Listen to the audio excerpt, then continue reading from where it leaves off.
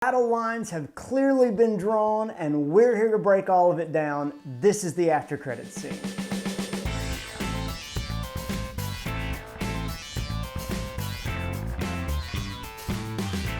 What's up, guys? I'm Rodney, and we're breaking down Falcon and the Winter Soldier episode 5. There was a whole lot to get to and a whole lot of things going on, and I'm super excited to tell you all about it. But before we do that, please don't forget to like and subscribe to our channel and turn on the notifications so when we drop new content, you'll be the first one to know about it. Most of this episode was a really big setup for the fights and the resolutions that are coming in episode 6. However, the dialogue and the conversations and the confrontations that were had in this episode were excellent. The build-up and the reveals and the cameos were off the charts, and it only made me excited even more for how all this is going to wrap up.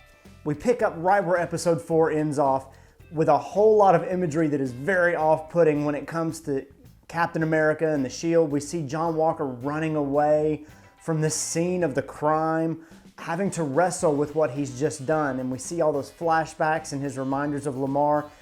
There's a lot of justification going on as to why he did what he did, and in his mind you can see that. He's wrestling with the loss of a brother, and he's grappling with his decisions and his choices. As Sam and Bucky confront him about this, it seems like it's going well, and honestly I thought they were a lot calmer than they should have been, but they were reasoning with him until they mentioned the shield. And that's when you see him flip. That's when you see that anger of that serum that is taking control of his body come out. As soon as that battle started, I was super hyped.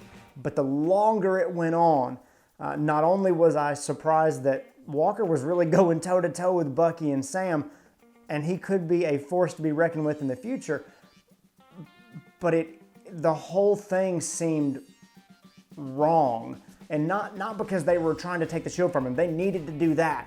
But just the brutality of that fight scene compared with some of the other things that were going on, and especially with Walker actively trying to kill these guys every chance he got, taking the shield and trying to do the same thing he did before, and then fighting and seeing the blood on the shield was hard to watch and very difficult to stomach, and it was very off-putting intentionally, I think, but the imagery there was not, yeah, go get him. It was set up to be very dark and ominous, and this turning point that needed to happen, the darkness before the dawn, so to speak.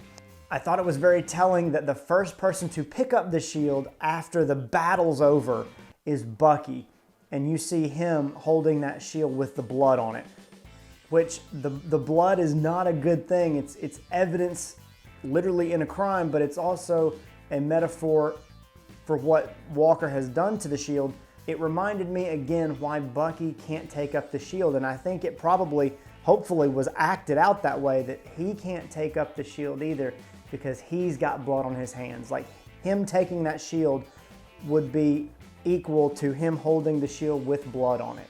And so, but he takes that shield and then goes and gives it to Sam, and that look on his eyes that Sam recognizes, which is, you could have avoided all this if you had taken the shield to begin with. Now you've got it.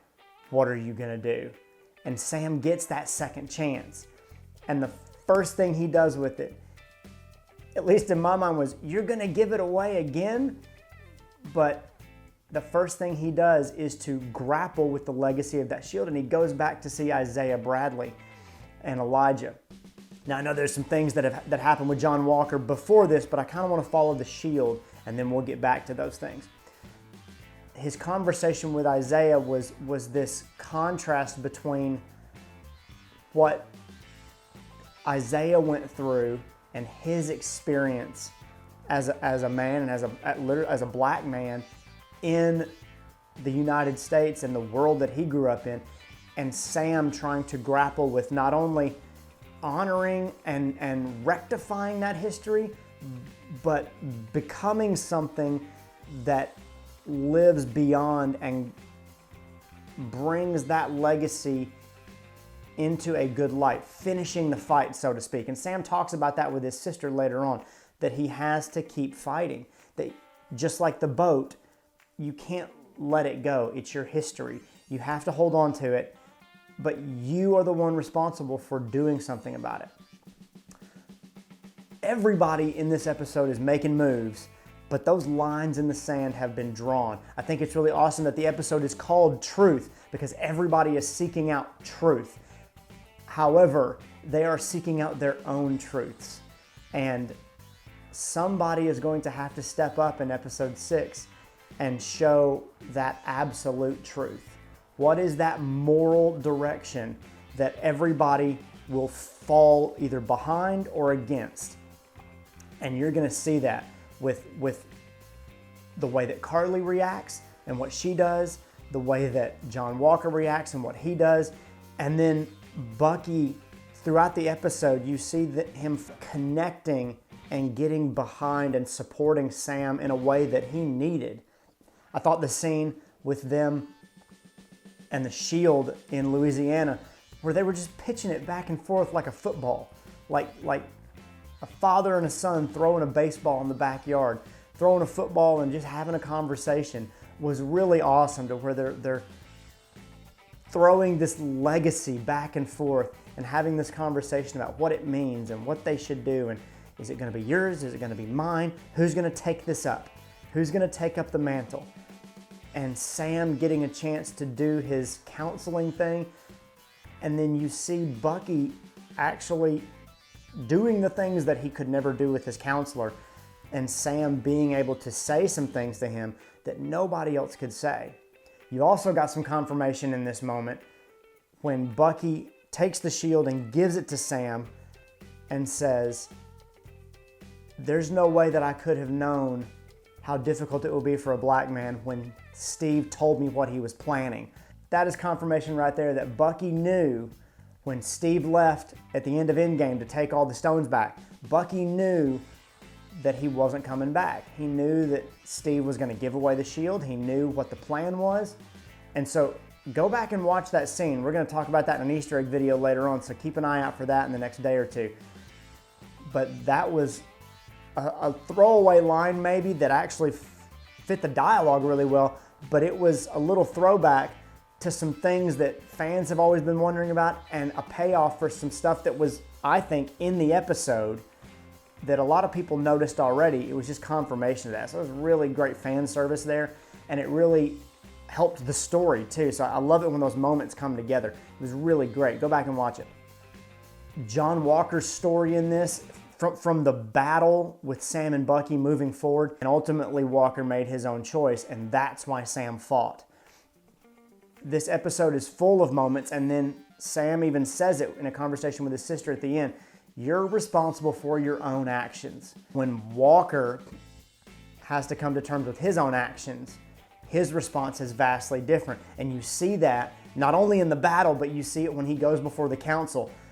Good moment for the government, even if they were doing it to save face and to protect themselves, to actually say what you did was wrong and you should not have done that, and you cannot be Captain America anymore. I thought it was very telling that Walker had the same response that Steve did when it comes to, you were the ones that created me. And it's what Steve chose to do with it that's different than from what Walker is choosing to do with it, which is that Steve used that for the greater good. He decided to not be their puppet anymore. Remembering in Captain America, the First Avenger, he's drawing a picture of himself on that USO tour as a monkey on a unicycle with a shield, that he's not just a puppet, that he's not just there to follow orders, that what did you make me for if not to fight this fight? And when the government tells him you did something wrong, he wants to take up that mantle.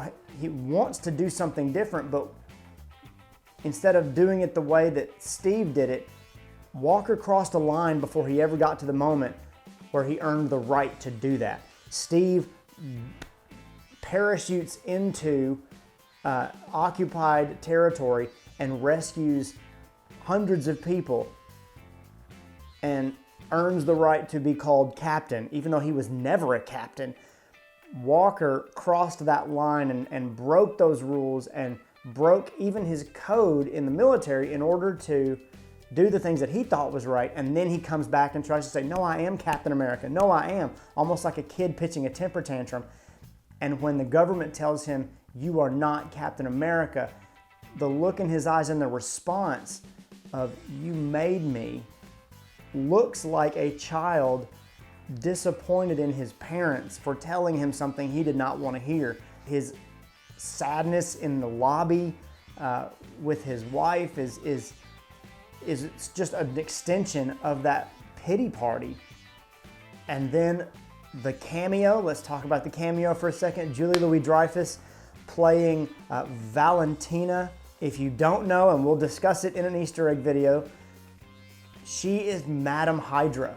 A quick Google search in Marvel will show you that. So again, more pieces, more parts moving around here.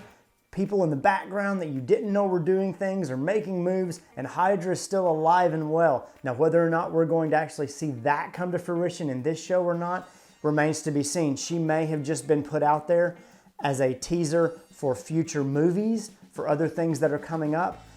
I think that would be fantastic. But her introduction flipped this episode, and that right there was enough for me. I could have gone the rest of the episode without seeing a lot of the other stuff I saw. The card at the end that Valentina gives John Walker, that he says there's nothing on this card. I would love to find out later on that under a black light or something else that there's a HYDRA logo on that card. That would be fantastic. I don't know if we'll get that payoff anywhere, but the cameo was fantastic, and bringing somebody in to kind of fund Walker now that he's no longer funded by the government, to encourage him and give him permission to do the things that he's about to do, right down to the little response that, hey, the government doesn't really own that shield. And it kind of gives a little throwback to the morality stories that we've had in the first couple of episodes, where she says it's a little gray area. It was permission for Walker, like we saw in our bonus scene, for him to create his own shield, or at least I thought in the moment, for him to go and try to get it back. Walker is a man who follows orders, and who he becomes outside of those orders is going to be interesting to see. Does he try to follow some code? Does he follow his own code? Or does he make up the rules as he goes and justify whatever he does?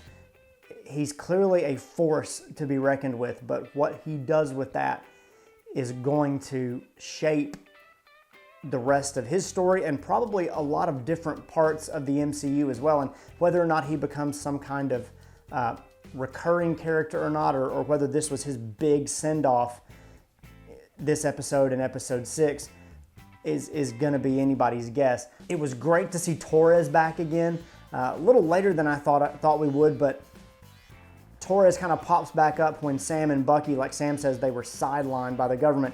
Torres pops back up to kind of be that guide back into the fight, especially when he calls Sam and says, he kind of cracked the Flag Smashers code, and gives him advice on where to find the Flag Smashers again in New York City. I hope that Torres gets to be a part of that battle coming up in episode 6, that maybe there's some teases that he's going to become something different. Sam tells Torres, you keep those wings, after the battle with John Walker. And so maybe that was as much tease as we're going to get, that Torres is going to try to become the new Falcon. But maybe we'll see him again someplace else. I think as the episodes and the series is winding down, we might want to temper our expectations that, the cameo of Madam Hydra and that little throwaway line with Torres about keeping the wings might be all we get from those characters moving forward, and it just becomes something that the MCU can pick up and play with and introduce later on. The interaction with Zemo and Bucky in front of the Sokovia Shrine was another really great moment in this episode. I thought it was a good redemptive moment for Bucky and the Wakandans, especially because Io, whenever Zemo was turned back over to them, looks at Bucky and calls him White Wolf again. instead of calling him James like she did at the end of last episode. It was a reminder that he had gained respect back with him. He had done the right thing. And the interaction with Bucky and Zemo was excellent. And the metaphor of Bucky holding the gun and firing it empty and then dropping the bullets was a great example of Bucky not losing power, but giving up power, letting go of that part of his nature, that he had every right to kill Zemo. And Zemo knew it. When Bucky holds out that gun, Zemo kind of nods like, it's okay. I deserve this. He was ready for it. But Bucky doesn't give him that option. Bucky does the right thing, does what he should do.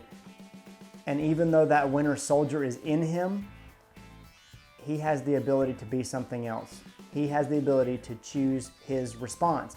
And he does. And it makes for a really great moment. It makes for a really great wrap up. And our Wakandans fly off into the sunset, but not before doing one last favor for Bucky, which is the new suit that we're going to get to see Sam in episode 6.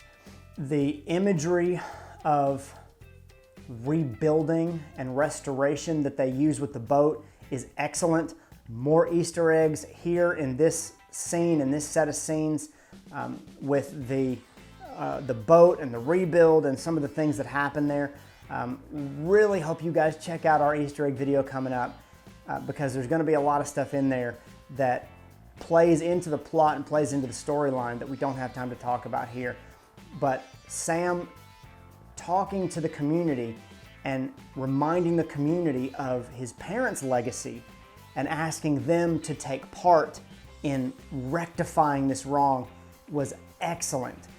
It was in contrast to the Flag Smashers, who are gathering their army but asking them to do things and put themselves into harm's way to battle something, and using people almost as pawns. And I think that's what you're probably going to see, is they use people to create chaos like they did at the beginning of the first episode when they robbed the bank.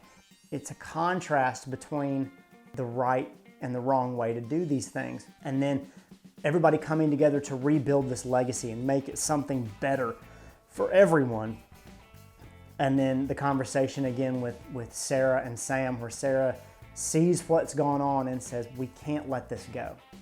Sarah was already willing to, let's let this boat go, let's let this die, let's let this go away. And she realizes that it is bigger than her and there's history there and we can't let it go.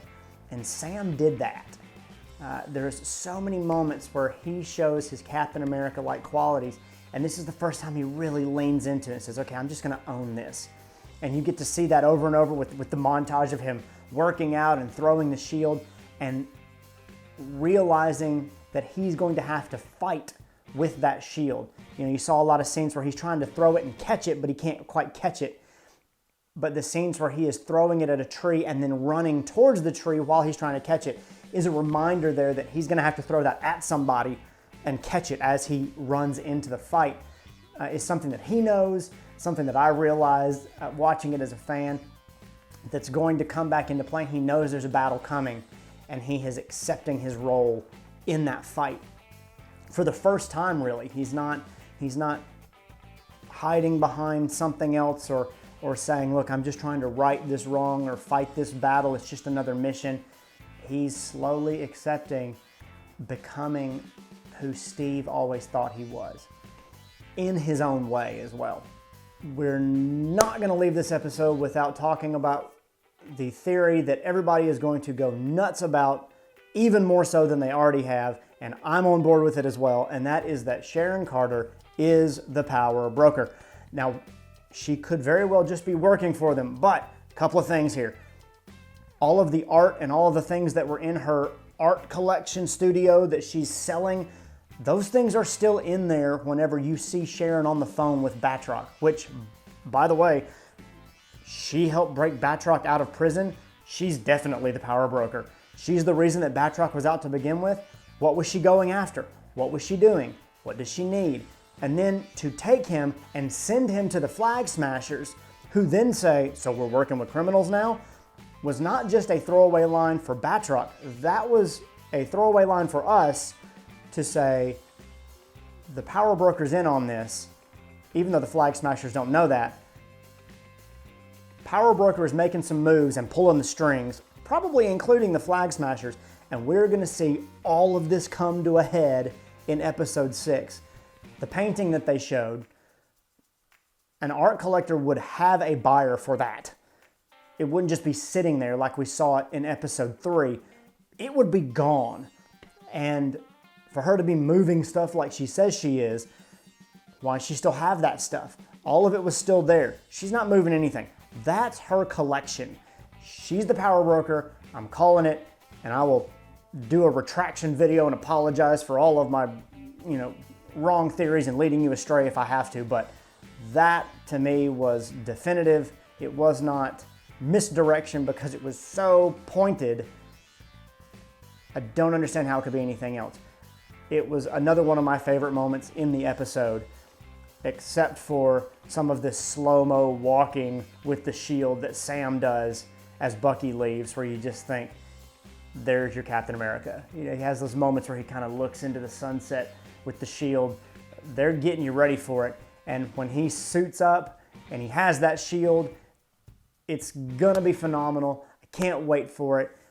The episode was great, but the dialogue and the background and the implications of all these things, I applaud the writers and the directors and everything for how they have set these things up and deal with these tough issues in a way that fits the story and fits our culture and builds on the MCU. Disney just keeps hitting it out of the park with these TV shows and Marvel, and it's fantastic. It's all great. I'm loving every bit of it, and I can't wait for episode 6. Tell us what you guys think about the episode.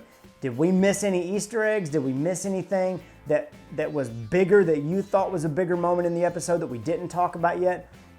They gave you your slower episode and some of the build and the slow burn here in episode 5.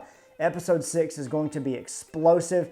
What do you guys think is going to happen? Please don't forget to subscribe to our channel. Watch our Easter egg video, which will be coming out in a couple of days, and we'll see you next time.